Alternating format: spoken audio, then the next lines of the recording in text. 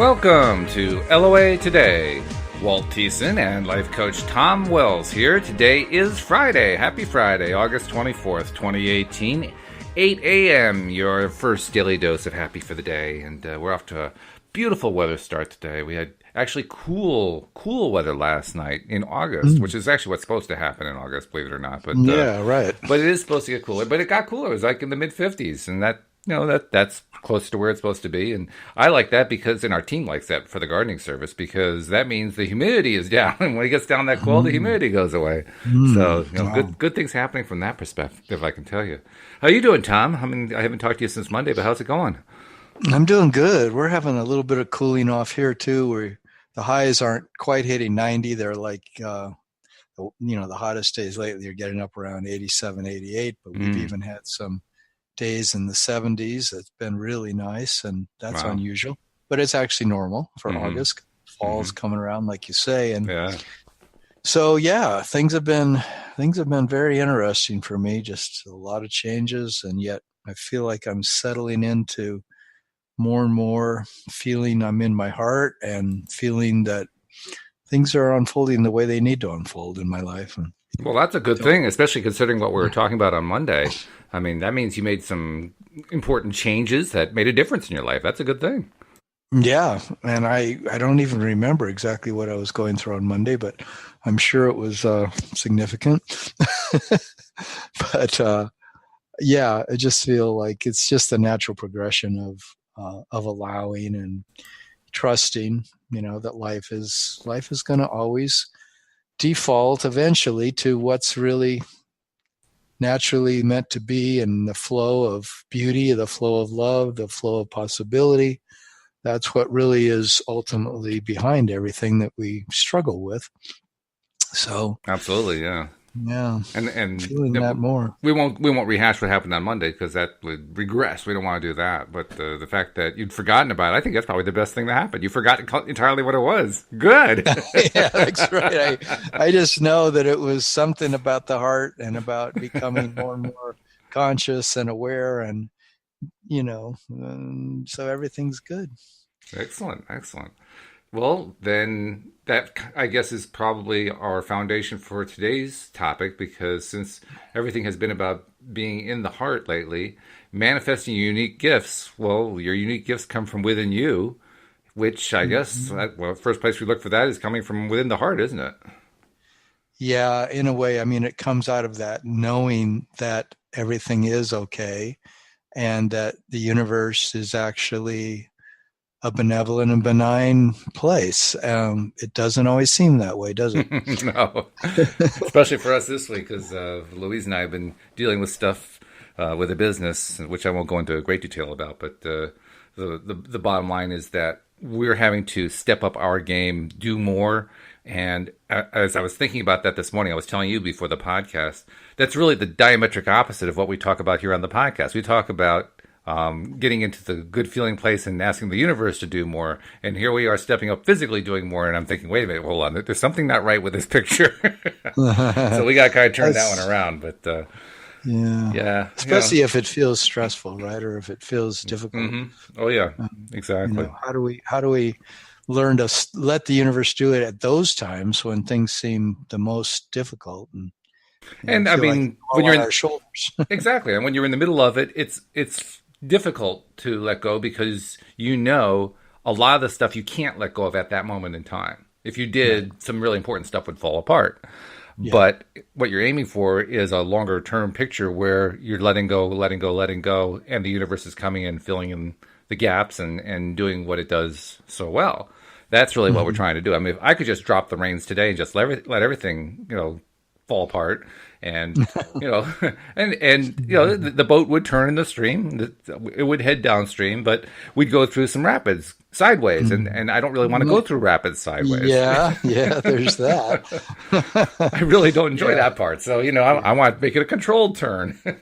Yeah. Well, I don't know. It's I've been there too, and I don't know. At those times, it just seems like you got to do what you got to do, and it's the momentum thing, maybe, that you just got to get through because the momentum is carrying you. It's like being on the river. I guess it is like being in a rapid, and you look at it and you say, well, I could capsize here. So how do I aim this boat in such a way? And sometimes I know when I've been on a river doing a trip down a river that has a lot of rapids, you sometimes have to row like crazy for a certain period of time. That I was in the raft with this one guy for a 10-day trip on a river that had a lot of rapids up in Idaho. And you had to really, at certain points, pull, and he'd be yelling at me, because we were going to slam into a wall and capsize, and right. A big giant rock. You had to get your boat to the right position, like all of a sudden you realize we're on the right and we got to be way over on the left and it's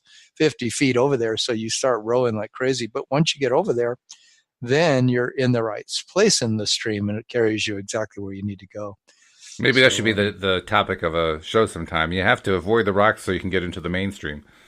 When you're on a river trip, what you become is a rock reader in a way. Yeah, you do, and you're just always looking for where is it too shallow, where are the rocks, where is they likely going to grab the bottom of your raft if you're in a raft, or if you're in a canoe, it's even more tricky in a way because your canoe can't mush over things. It's got to really go around things, right? And it's quite a beautiful experience because you get really good. Same as mountain biking, when you're coming down a really steep path and it's full of rocks and drop offs and things. You got to look well ahead on your path, especially if you're going very fast, so that as each of those things come up, you can negotiate just right around it, and you get really good at that. I found the best way to handle mountain biking is not to do it at all, because for me, mountain biking is like a controlled form of suicide, and I really wasn't interested in engaging in it. Yeah. Well, you're really tall too, and you have to get so far back on your bike, with your butt sticking way out there when you're tall, because your weight has to be just perfectly distributed over that bike as you go over intense things. Otherwise, you can flip off it. Yeah, and it's not a pretty thing to have a 6'8" person flipping. You don't go to the circus to watch that. No, that's incredible. Yeah, that's a lot of height. Yeah, it is. Yeah, you've been there, done that. Well, actually, I refuse to do that one in particular. But no, yes, you've done the height thing. The height thing I've done for a while. You've done the height thing for a while. Just a little while, yeah. So, what's your unique gift to do in the world? I know it's this podcast. Yeah, well, that pretty much answers that question. Thank you. I appreciate it. just to make your end of the show simple. Oh, I don't know. I mean, I don't know that I've ever really figured out what my purpose in life is. I did try to figure that out early on, but I kind of gave up after a while trying to figure that out, because I realized even if I knew the answer to that, what would it tell me? Mm-hmm. Okay, so my purpose is X. So what? I should be doing X all my life? Even podcasts I don't want to do all the time. No. And in fact, I think, from one thing to another. If there's one thing I learned from my father worked for one company, General Electric, for 44 years. Now, he did do a number of different jobs in that company. I think he did 4 different kinds of careers while he was there. But, 44 years basically doing one thing, working for one company. That was it. That was his life. And while we appreciated the fact that he was a great provider and so forth, on the other hand, what did that do for his life? I mean, I was glad he had other activities outside of work. That was a good thing. But you do. It's one thing to find what your purpose in life is, but it's another thing to find what the other purposes are. You can't just do one thing. Otherwise, you'll go nuts in most cases, unless you're Thomas Edison, who just likes putting filaments in light bulbs. But well, he loved inventing, and I suppose he invented other things too. He did. He was quite prolific, actually. Invented a huge number of things. Yeah. And had some fairly famous employees, including Nikola Tesla, which is just, I mean, can you imagine being, you're Thomas Edison and you hire Tesla? What a hire that is. Yeah. Whoa. So some people do definitely follow things that they feel are uniquely theirs to do. And that's what this podcast, the idea of it was, that I I've been looking at that ever since I was in my 30s, mainly. I think in my 20s, I did what I was uniquely here to do, which was wonderful because I was a director for a nonprofit organization. And by going around from community to community all around the country, I was working with people in a way that was really ideally suited for me. And when I look back into my childhood, I realized, well, that was what I did as a kid. I organized games in the neighborhood and circuses and Oh, no dances. kidding.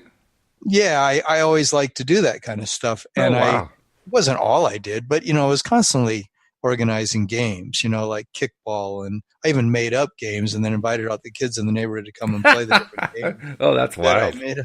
Yeah, I was like this little ringleader. And I guess that's why I created a circus. Eventually, that was one of my crowning glories of my childhood, was when I created this neighborhood circus. And then when I got into my 20s, I was asked to coordinate. Well, I was asked if I wanted to coordinate things. Went to a big festival and they were saying, who wants to make all the roads in the parking lots? And I was 23 years old and I said, I will, and so that I got pretty soon I had a team of 14 people and was making, excuse me, all the roads and parking lots for this big festival out in Montrose, Colorado. And it was fun, but I really learned after that. Somebody asked me, would you come to New York and help us coordinate a clinic? And then would you go to Rhode Island and help us coordinate another clinic? And then up to Magnolia, Massachusetts to create another one. And then would you come to Boston and help us run the Boston community? And Wow. But the thing was, it was just all natural. I never wanted particularly to do that. I was just asked and I kept doing it and it kept feeling good. And I kept just responding to the fact that people thought I was good at it. And so I kept doing it. But after that all ended in the early 80s, after 10 years of doing that, ever since then, in a sense, I've never known who I am or what I'm here to do. But I did, land on the idea that I wanted to sort of be a psychotherapist or some kind of a coach back when I was about in my 30s. And I've been still evolving towards that. And now I'm going to turn 70 this year. Yeah. So it's been quite a journey of, watching myself. Well, I created, a family in the meantime, and that became my coaching opportunity was sure. family. Yeah. But I didn't do that. I didn't do what I considered my life's work for about 30 years. And now, how did that impact you? I mean, was that a good thing? Was that a bad thing? Did you feel like you missed something? Except doing the family during that time. So that was, I guess, where I put that energy went into the family, because I only worked 100 days a year and I had the rest of the time off to take care of the family. And there was a lot of work to do in that family because the children were pretty impacted by their previous situation, their previous family. And I came along as a stepdad. So I had that service aspect of my life, but it did impact me because I'd go out and do this other job and always felt like, what am I doing this for? I'm doing this because it pays all the bills and it was really a good income. But it also had some qualities in it that I loved. I did get to interact with people all day long, and that's something that I really love. And a lot of people, because I would visit professors on campuses all over, different states in the West, and by going, office to office to office all day long, I had a lot of fun talking with all these professors and all these different disciplines. I learned a lot and it was great. But this, asking myself all the time, really, I was doing exercises and reading books like, what do I want to be when I grow up? In the meantime, I was already growing up and getting a lot older. But I'm still, in a way, asking that question today, because what I'm asking is, what is it to be the most enthusiastic about my life expression, like of who I am and what I'm offering in the world? I don't think it's ever a mistake that we're doing what we're doing, whatever it is. It's all part of the journey. And it's all, I think every day we still, even if we're under pressure, like you're feeling right now, it's like, do you still have the opportunity every day to find some quality in it that is uplifting, that is magical, you might say, or is otherwise, redeeming, and helps you see that your unique gifts, excuse me, sorry, your unique gifts as as a teacher, as a leader, as an example, however you feel you show up each day it matters, right? Oh, sure. Yeah, it matters a lot. And I can say that for most of my life, I really didn't have a clear idea of what I wanted to do anyway. Most of the time, it was kind of along the lines you were talking about. I did stuff because I had to, because I needed to have money coming in.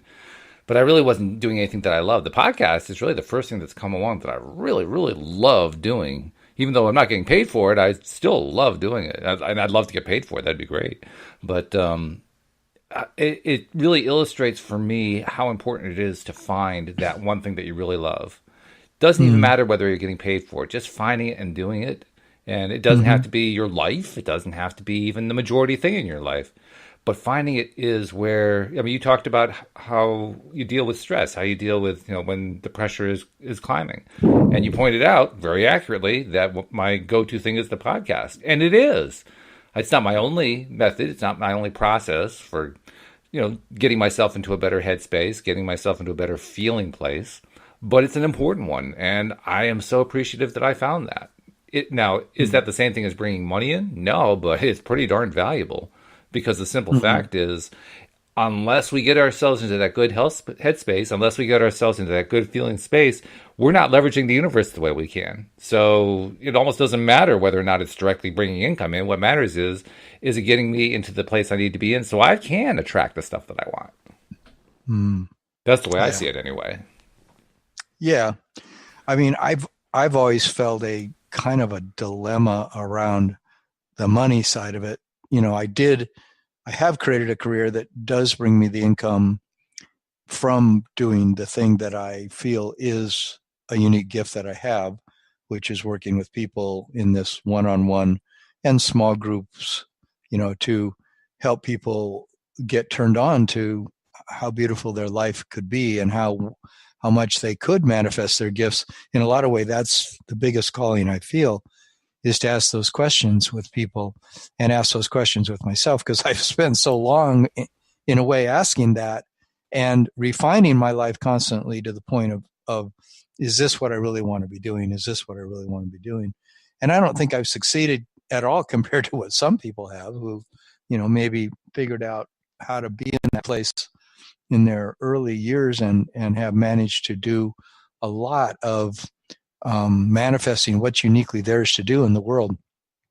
I guess it can be frustrating it's been frustrating for me in a way to know that I have these unique things about me, but that they're half of the time I wasn't sure what they are. So I was always, studying more, learning more, following more threads into what is it that turns me on. But I could look at all the books in my library any given time and go, okay, this kind of sums up the 7 or 8 areas that I'm interested in. Right. But it was always like 7 or 8 areas. And then I was always going, how could I synthesize this into one thing? And that's been the frustrating part for me. But you have found stuff. That's the main thing. I mean, it's not like you haven't found anything. You found stuff that was enjoyable. That was, it made you want to get up and do stuff. Oh yeah, it's always been fun to follow the threads of how I could show up in the world and manifest some of them.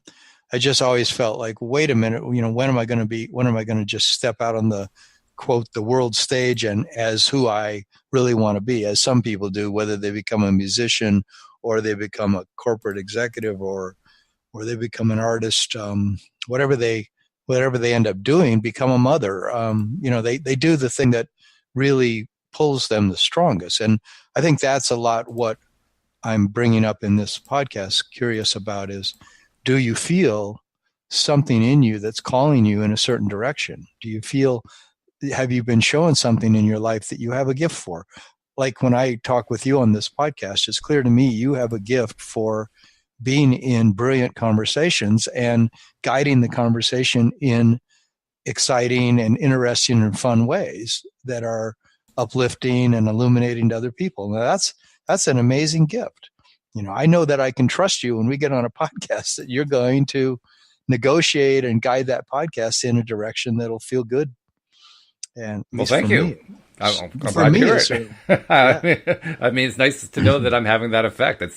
I can't say I'm doing something specific. Oh yes, I'm going to do something to make sure I guide this podcast properly. No, that never Right. enters my head.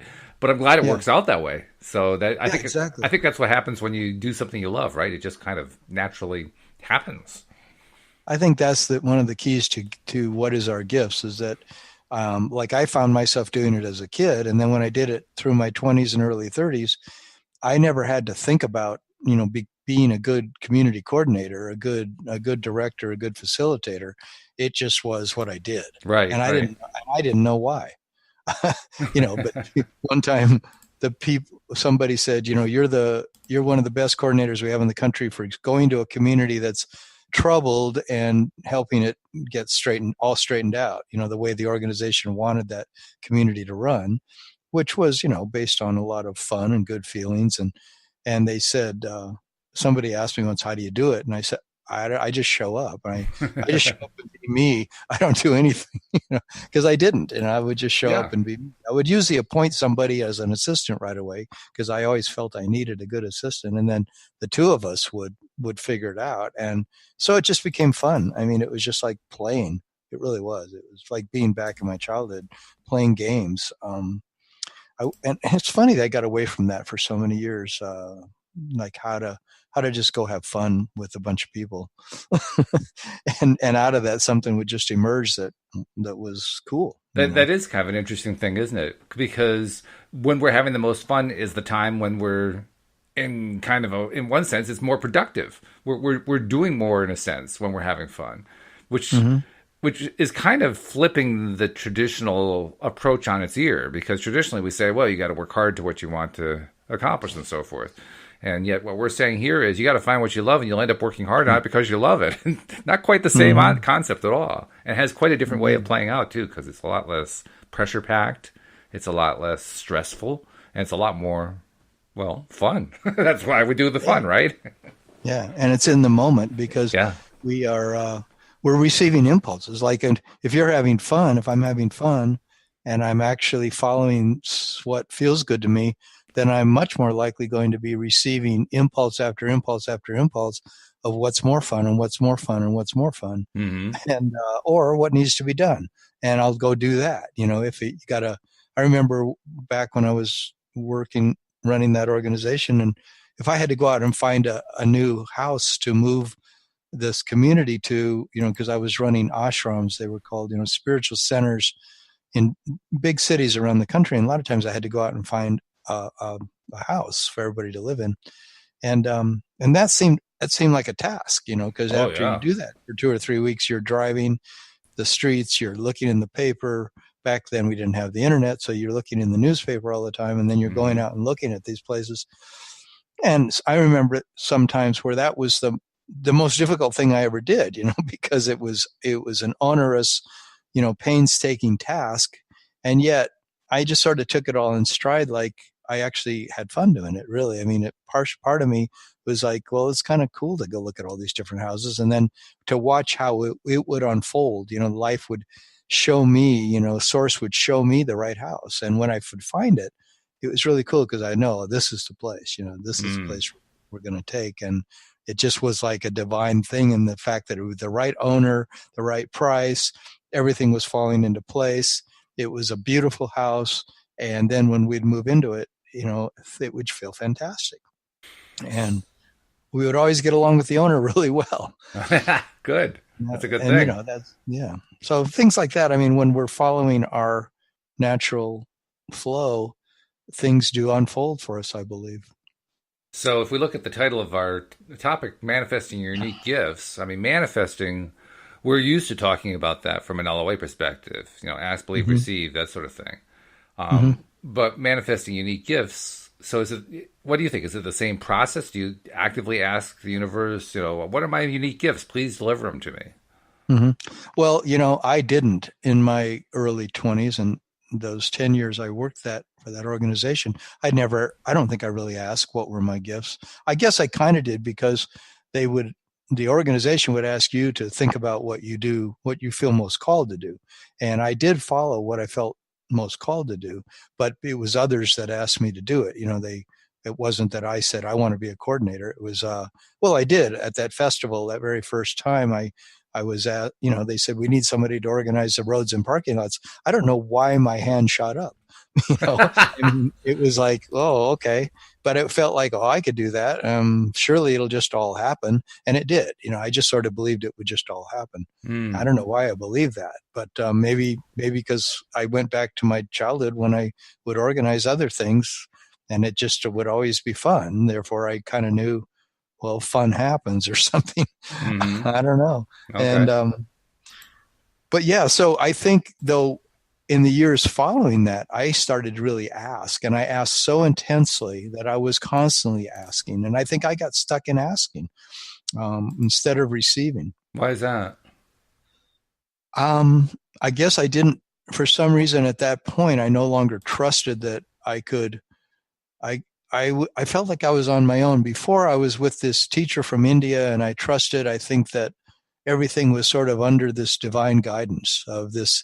Somehow being with this teacher meant that I was divinely guided, because I felt he was a true master. He and that's how he showed up as a master, and he had gifts. He had gifts to give me, and he gave me his gift of showing me how to go inside and connect to my heart, connect to meditation, and I would do that twice a day, every day, and I felt I was divinely guided. But when I got out of his organization and was out on the streets again, so to speak, then I felt like it was up to me. And when I felt it was up to me, I took it real seriously, like you did going to college. And, it's like, you better pick your major. And all of a sudden, I equated it with the difficulty of being in the world and having to live up to some standard, some worldly standard, instead of a standard of fun or a standard of divine guidance, a standard of play. I no longer felt that divinely guided. What do you think changed? I mean, why is it you had it at one point and then all of a sudden you didn't have it? Yeah, that's a good question. The thing I've always equated that with, and which I've even in the recent years equated it with, is that I went back into this place that I feel the larger society seems to dictate, which is that there's no free lunch. That if you want something, you have to pay a price. If you want something, you have to work hard to get it. So those kind of messages, I think, were very internalized in me in school and by my parents, which was, you got to work. You got to work hard. And you're lucky if you get the A's and the B's. You only get the A's and the B's if you put in long hours and you try really, really hard. Excuse me. Yeah. And that is a trap, isn't it? Believing that that's the only way to get there. I think it's such a huge trap that I personally believe the dominant bulk of the people in the Western world are controlled by that. And it's why in a way, we aim low. I think a lot of us aim low as to what we could do with our lives, because there's a huge message that says you're not going to get that easily. If you want to be a doctor, you're going to pay a huge price. Now, okay, you should. You don't want somebody in the emergency room who doesn't know what they're doing, or surgery, who doesn't know what they're doing. Right. So there is definite reasons to learn your skill and your trade and your craft or your art, get really good at it. But the fact that we believe that it has to be a big price paid, and that for some reason then it's hard and it's onerous and it's difficult and you have to suffer to get there, that's the part that I think is the big illusion. Because yes, you might have to do an apprenticeship, but do you want to follow a thread that isn't fun? I guess that's what it comes down to. It gets all mixed up. We lose the idea of what fun is, don't we? In the process of thinking that it's hard work. Yeah, I agree with that. I think that definitely happens. And what I learned from my time of not doing something that I loved, because my career was technology related, and still is to some extent. I worked in a lot of areas of IT before it was even called IT. It was just called computers at one point. But what I learned from doing that, I mean, it was something I was good at. It was not something I loved. And I learned that I could continue to do it, and I could do it well. and I could work long hours and often make good money doing it. But even with all of that, there was no satisfaction. And Mm. the lack of satisfaction catches up to you over time.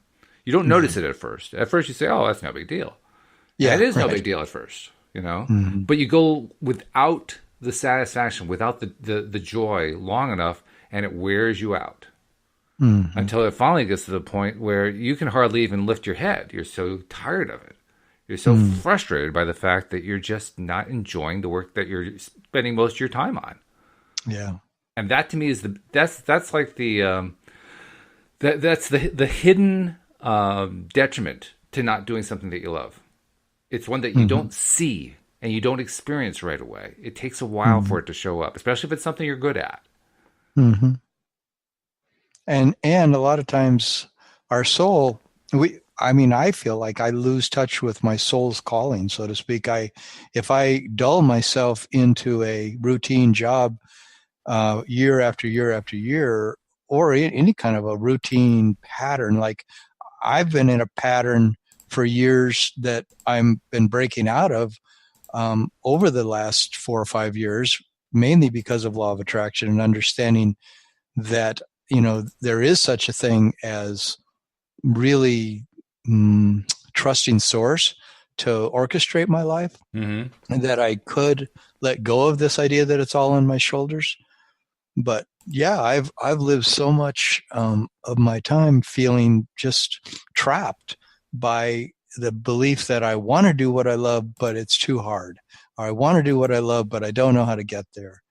And in the meantime, you need to make money, you need to take care of business on all kinds of levels. And I think people wake up sometimes in their 60s and 70s realizing that they've never done what they want to in their life, or they've never followed that calling, and now they've got this big bucket list, all the things they want to do, but it's no longer possible to live maybe an entire lifestyle of, well, that can begin at these later ages, but Well, you can. That's it. But I think there's also the question of what if you're not in your later years? What if you're in your early years? What if you're in your yeah. 20s and 30s and you're hearing this podcast and you're saying, "Geez, maybe I really should start looking for something that I love." How do you attract it? Mm-hmm. Well, I think it is good to ask yourself what it is that you really love. I think that's a really good question to say, what do I naturally gravitate towards? What did I gravitate towards as a kid? That often is a great clue. What the things you really loved when you were younger, and then what are you feeling right now? That if money wasn't an object, that's a good question to ask. I Yeah. think if money wasn't an object at all, and okay, now you could, or your health, or anything that you feel stands between you and doing what you love, I mean, your current job, if that wasn't an object, what would you be doing with today? What would you be doing tomorrow? Like what would you set yourself up to do? What do you think would be really the most fun? If you right now could take off the entire rest of this day and do nothing but things you loved, and then you knew that someone was going to offer you so much money that you're going to now have a year minimum they're just saying, okay, let's take a year at a time. What's this first year? What do you want to do with all your time for an entire year? Mm-hmm. Yeah, well, I think it's a What good would you question do? to ask because Mm-hmm. I think that was the question that I originally asked myself when I first started exploring the law of attraction as a Mm-hmm. way to do exactly what we're talking about, find the thing that we Mm-hmm. love. So I love that question. I mean, No, I that love it question made too. a difference in my life. And it's not an easy question to answer at first. I mean, No. when you first ask yourself that question, you get this great big silence. Like, Yeah, or you just think of some things that are relief from your current situation. Well, I would just go to where there's a spa yeah, and a cabin in the mountains, and yeah, I would every day I'd go for a hike, I'd go to the spa, which is a and good way to start. it's a good way to start because you Yeah. get there to your cabin, and of course you can do this mentally. You can imagine yourself. Now you're at your cabin. What other things do you want to do? Well, I would really like to start finally learning to play the flute. I've wanted to play the flute, or whatever you think of. I'd really like to read about quantum physics. I've always wanted to read, or whatever. I want to read, these novels by this incredible author I love so much, or I want to watch, all these different documentaries on this topic, or I want to really get into growing, some kind of thing I would love to grow. I want to have a garden, whatever it is. I want to paint. I want to draw. I want to make sculptures. Often it is something creative, because I think it's really natural in our makeup as human beings to want to use our hands and to want to be engaged in something that enables us to see beauty emerge. I mean, for a lot of people, that's what it is. For me, it was my interactions with people. It wasn't so much to make some product, although music, I do love to create music. I do love to sing and play guitar. I love to play tons of instruments. And if I had my life to live over right now, I would do nothing. I mean, one of my hugest things I would do is just create all different ways to make music and to provide that to other people and to become proficient on more than one instrument, especially voice and other things. But and I still do that stuff, and I still want to do more and more of it.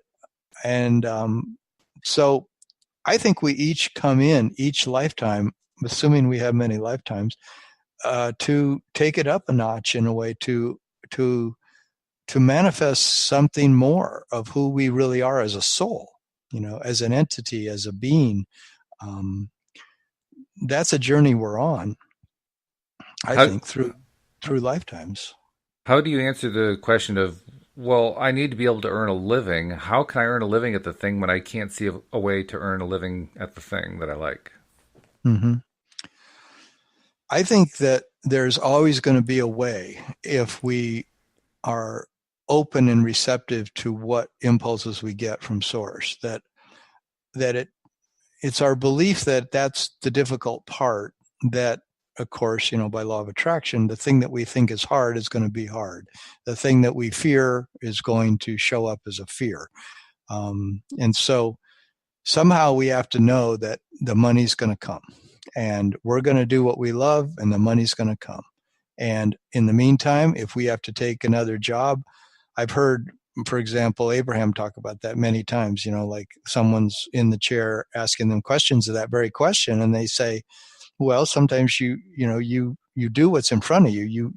You're not going to go put yourself in a position of being destitute or out on the street and then expect your money to just flow in. You better keep enough money to keep paying the bills and stay in your apartment or wherever you are, and be able to make the car payment and the insurance payment and all that. But in the meantime, continue to work towards, move towards that thing that you really do have a passion for, the thing that really turns you on, the thing that feels really good. How can you continue to work and move toward it at the same time and make that work out? But I think it takes a great trust that the universe wants us, life wants us to do the thing that feels good to us. And those conditions will evolve. If we truly believe that that's true, and we trust and let go to the fact that can happen, it can definitely happen. Mm-hmm. And it can happen. There's no doubt about that. I'm still in the mode because I'm still creating that in my life as a life coach, and it is happening, and I am making money from clients.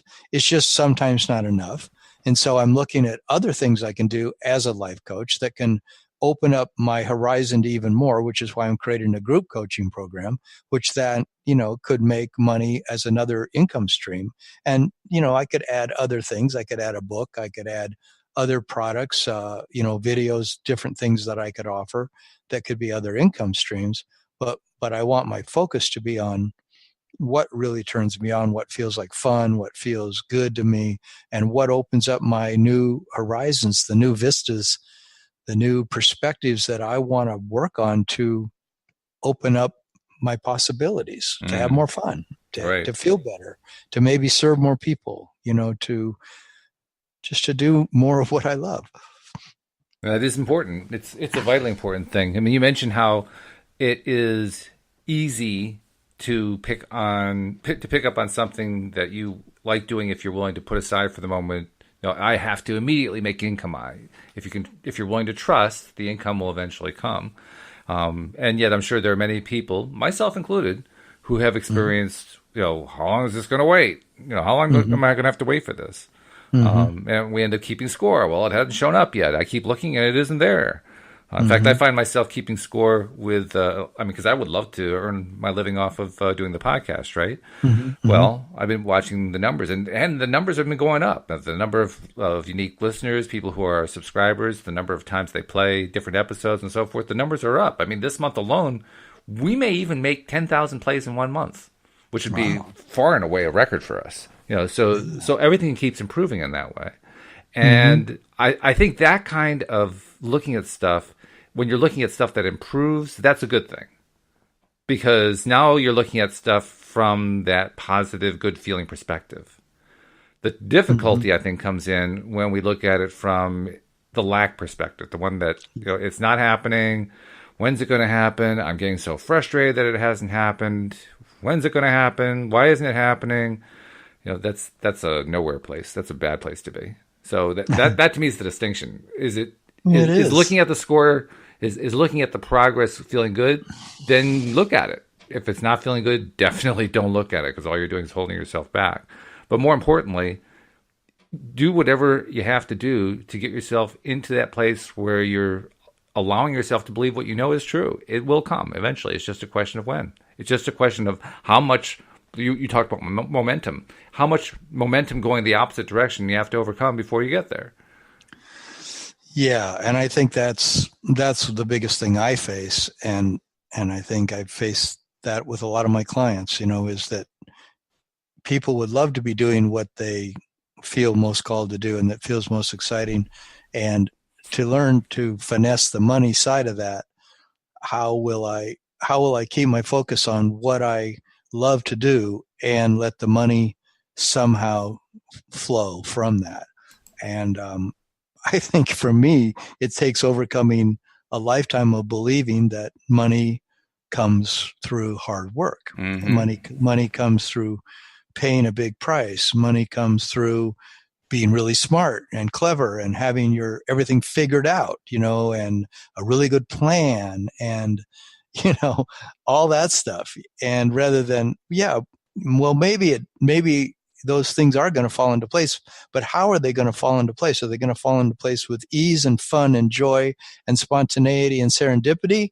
Or are they going to fall into place because you put in a tremendous amount of hard work? And I think there's a place for work, but I think there's a huge place that unfortunately has not been practiced by us since we were little kids as much, is that how do we let abundance come to us? How do we let prosperity flow into our lives? Yeah. And I think there's also another factor here too. It's what I call the Sudbury experience. And for those who don't know, probably most listeners don't know it, Sudbury is a model of education, very, very alternative model of education, in which the kids basically control every aspect of their education. They run the school, they decide what they're going to do all day. I mean, it's really, really radical in what it does. And interestingly enough, Abraham is an advocate of the Sudbury model. I didn't know this until very recently. Wendy found a video and pointed it out to me. But apparently they've known about it for some time, and they say, yes, that's what that's the best model of education we've ever heard of for kids.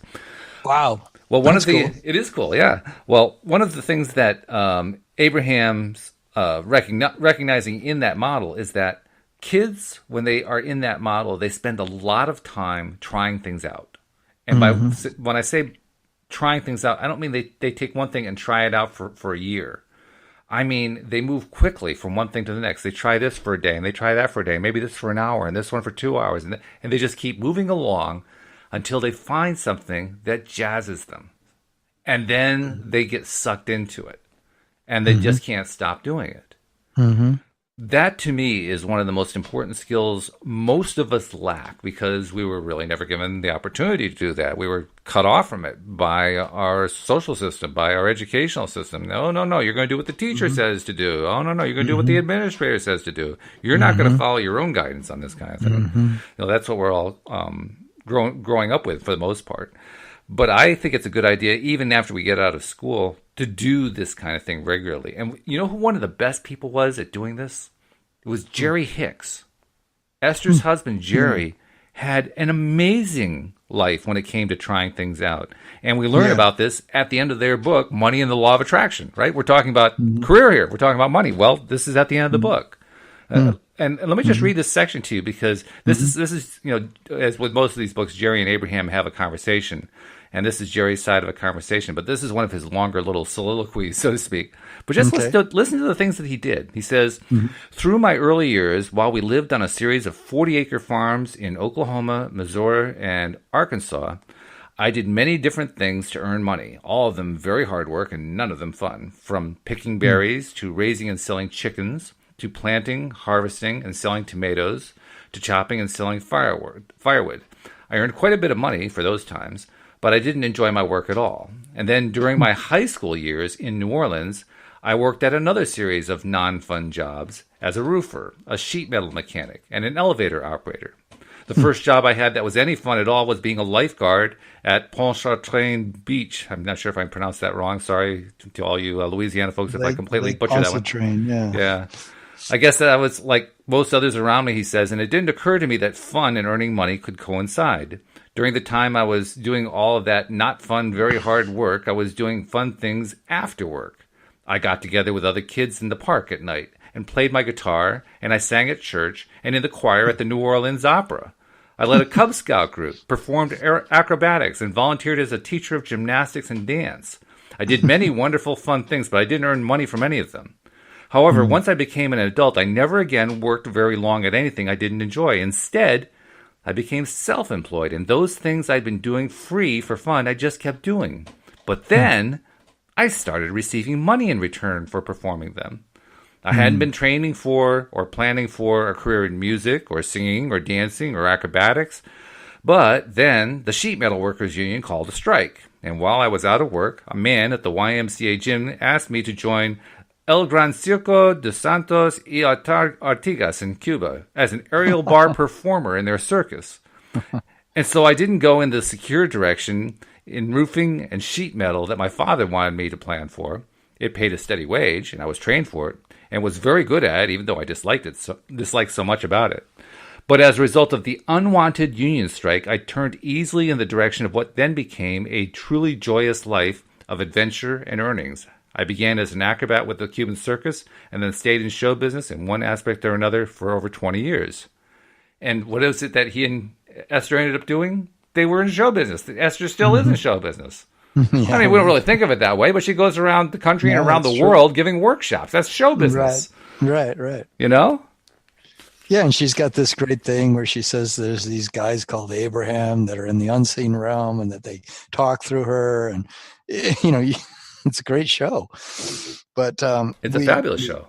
Yeah, and I think that's such a great example, isn't it? Like of how it could be if we followed all the different things that turn us on. I mean, some people land on one thing and then they just love it that, and they do that, and that's for fine. huge- That's perfectly fine. Yeah. Yeah, but the point is, he tried a lot of things, and he didn't like most of them. And I think But- that's the way we learn. Yeah. Exactly. Yeah, that's really the best kind of career that there is. I mean, it flies completely in the face of what I was taught when my father was working for the same company all his life. But I'm convinced that that's not the way to go. I saw what happened to my dad. I saw how it affected him. And no, that doesn't work. I mean, yes, he put food on the table. Yes, he provided well for us. But, oh, what a price he paid. Oh, my goodness, what a price he paid. Really, really high. Yeah. I lived with a woman for 6 years who I watched, and she had an amazing ability to just do the next best feeling thing in her life in terms of heading towards a career. Good for her. And I supported her during those 6 years I was with her, so that she could do that. And she worked a little bit, but I really, tried to. I wanted her to succeed, and of course, I put my own creativity on hold so that I could pay for her to become creative, and she did. And she created these 4 different products for astrologers to use when they're making charts, and before the days of computers. And so we had those manufactured, and she wrote a book for astrology and all these things. And she taught me, though, that if you really want to find out what you love to do, just do a whole bunch of things, just like you're saying. And as you follow those threads, this feels good, this feels good, this feels good, before long, you will have learned, a bunch of different things. And those different things you've learned then will add more and more to the next thing you do. Yeah, I think it's really important. And maybe that's in a way what Jerry did. Oh yeah, yeah. In fact, it's really what you and I need to do more of. I think, like you said, you spent those 6 years supporting her so she could do it. You kind of put your dreams aside when it would have been better if you'd also include your dreams in it. And I did the same thing. I put my dreams aside so that Louise could quit her career as a psychotherapist way back when in the early days of our relationship. And I was the one who was being the breadwinner and so forth. And looking back on it, I don't regret helping her to get where she needed to go. I just wish I'd spent more of my time getting where I needed to go. Yeah, exactly the same feeling I have. Yeah. And then I did it in this relationship with the family for 15 years and helping them out. And I feel like I did it because I was not willing to pay the price to pay the price of doing my own work, because I felt there was such a big price to pay that I guess I was afraid to launch into this, what's the possibility that I might fail. I think we're not also taught as kids through our normal school system, and a lot of our parents, we're not given the example that it's okay to fail. It's okay to try something and it doesn't work out, and then you move on to the next thing that comes out of that failure, out of that. Yeah, and quite it's not the contrary. Really failure. Not really failure when you're a kid, though. Quite the contrary. We're taught that it's a catastrophe. Yeah. We're taught that the food's going to stop coming onto the table. We're taught that everything's going to fall apart around us. Yeah. And we believe it. and we're taught to lock ourselves into something that we don't necessarily that we really don't like. Yeah. Don't really like. I mean, that's the thing in college why I could never pick a major. I looked at the 8 or 10 or 12 or 15 different areas that I could major in, and none of them felt like what I wanted to do. I said, that's not me. That's not me. That's not me. And I tried for a while to imagine fitting myself into a box of being a psychologist or a sociologist or something that was along the lines of but I couldn't. It's just like, I don't want to go to all the, the master's training or the doctorate training to become that, so that I can finally hang up that shingle and say, now I'm this.